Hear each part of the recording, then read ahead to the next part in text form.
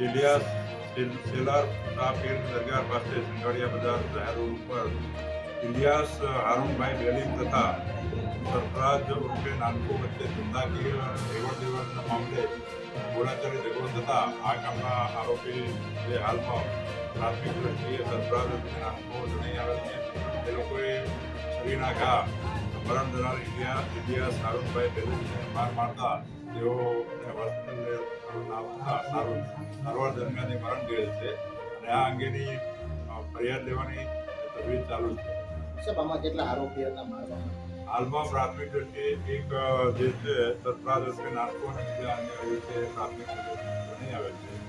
Police ફરિયાદ થશે તપાસમાં જે પણ જણાઈ આવે છે સર, ધંધાકીય બાબત શું હતી એ હાલમાં પ્રકાશ બધી ફરિયાદ લેવાની છે.